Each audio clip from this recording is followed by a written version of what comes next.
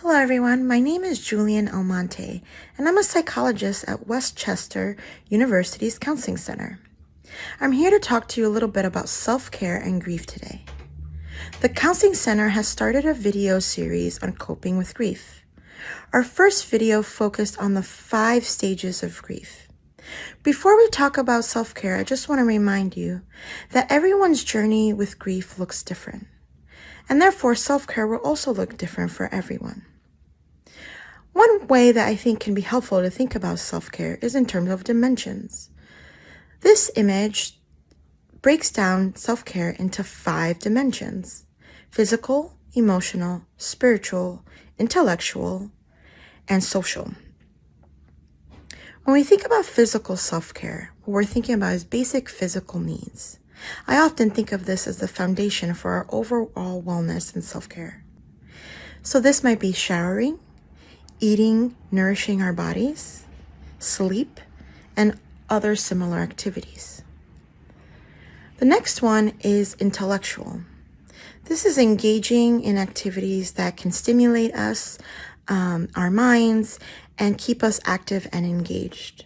So an example could be things like drawing, journaling, watching a documentary, other similar activities. Social is about building connectedness with others and having a community where you can lean on for support. This is especially important when we might feel lonely and have a lot of difficult experiences and emotions during grief. We need a support system. The next one is emotional. As you can imagine, during the grief process, we may experience a variety of emotions, including sadness, confusion, and anger. Emotional self-care is about attending to our emotions and also finding ways to cope with how overwhelming it is. Examples might be attending to your different emotions, journaling, talking about your emotions with others, and other similar things. Lastly, it's spiritual self-care. This looks really different for everyone, but it really focuses on how we make meaning of things after a loss of any kind.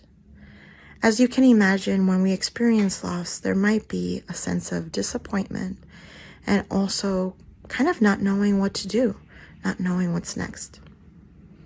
Spiritual self-care is about exploring those questions and also trying to find meaning and purpose. So what we recommend is to think about these 5 dimensions, what you can do, where you can make additions. We have some handouts available on our website to help you with this process that focuses on self-care and grief. And you can write in these different 5 dimensions. See you all next time as we continue to explore how self-care can look like during the grief process.